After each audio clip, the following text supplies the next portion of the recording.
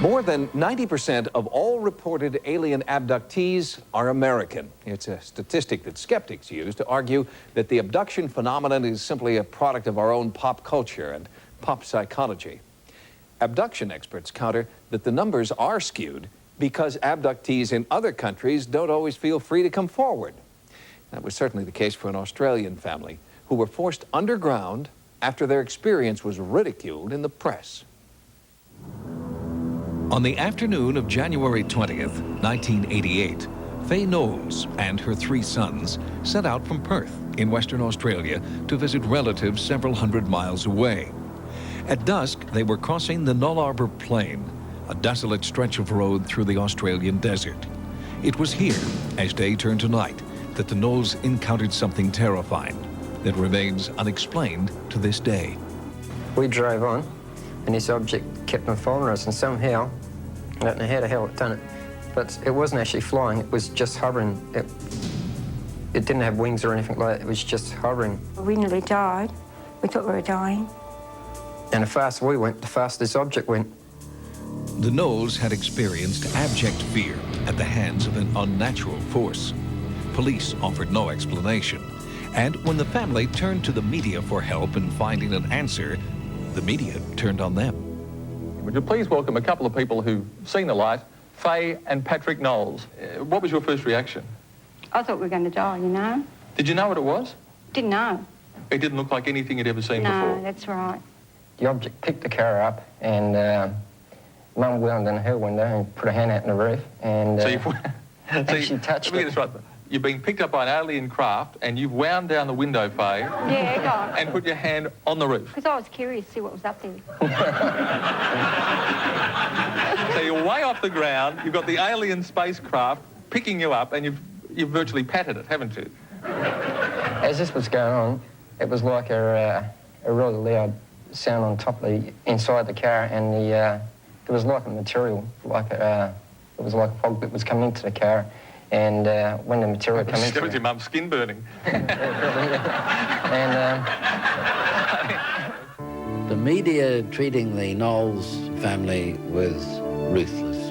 I don't think one person honestly asked sensible questions and tried to console these people and seeing the state of anxiety that they were in. I mean, people would say, oh, you know, you saw things, you're making it up, That's not true. A lot of the interviewers, I find and have found, make a bit of a joke of it and don't really approach it seriously. Some staining due to soot from outer space, others staining due to terrified passengers. The impression I got on the Knowles case that it was a serious and definite event that happened, experience that they had. Here, for the first time outside of Australia, and without reprisal or ridicule, is the story of what happened on that January night in 1988, as told by the Knowles in their own words. I was next to Sean. He was sitting in front, driving, and I was asleep in the passenger side, and Sean goes, "Pat, wake up, look at this." And I go to him, "What's the matter?" And he goes, "It looks like a UFO." And I said, "Can't shrink." We drove up to it, approaching it, and this thing was, at first, it was just stopped in the road, and we approached it. Yeah, it was more like an egg shape, and it had like a yellow centre. Next minute, you know, this object appeared back behind us, and I said to Sean, "Come, put your foot down, let's get going." And that's when I decided to put my foot down, and it just caught up within a matter of seconds. Sparks hit the back tyre like something was trying to blow out the tyre, like the object behind us. It blew the tyre out with like a beam of light. Before we knew it, she just went clunk on the roof of the car. It jumped on the roof of our car and took us up in the air, like that. And as it picked the car up, the car lit up like a microwave. It lit up really bright inside.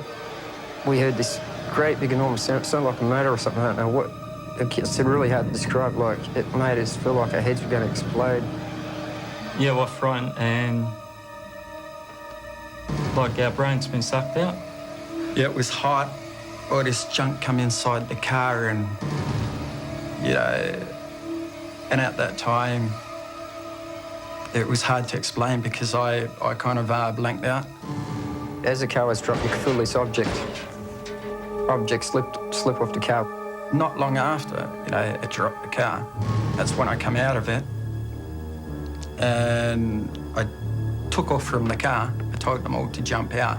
We jumped at the car, ran over to the bushes, hid in the bushes. And you could see this thing, it was still looking for us.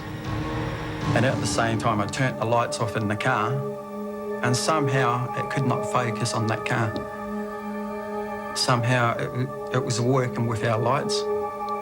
As soon as I turned those lights off, it just could not find us. According to the Knowles family, it was at this point that they experienced what ufologists referred to as missing time. I think we lost about an hour and a half in time, and it's really hard to explain, you know, how long it did take. Local police investigated the incident and found several eyewitnesses who corroborated the strange events on the Nullarbor plain that night. They were travelling along the road. A bright light appeared in front of the car. Shortly after, the light disappeared behind the car. The car was picked up on the road, shaken violently. The car was covered in ash, black ash. What about the people? Were they harmed at all? Weren't harmed, but visibly shaken up. Many people witnessed the Knowles event, and they were from all professions and walks of life, and they were travelling in different vehicles. So we had people in spotter planes for the tuna boat people. We had the tuna boat people experiencing the UFO light above them.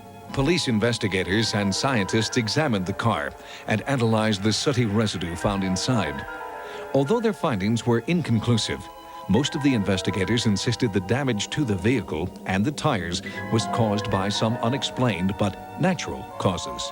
A lot of the powers that be put it down to the rising sun or Jupiter or these other things which they think ordinary people mistake these things for, but it's their way of getting around it and not having to do anything about it, I think. We just want people to know what happened to us and that we weren't out for anything, you know, we thought it was amazing ourselves. We thought we'd like to let people know what happened because it's, to us, you know, it was exciting plus very frightening, you know, you can't really explain what it's like unless it's actually happened to you. Like people say, you know, people used to laugh before and make a joke of it, but now they don't. Since the Knowles experience in 1988, there have been many anonymous reports of mysterious lights hovering over the Nullarbor plain.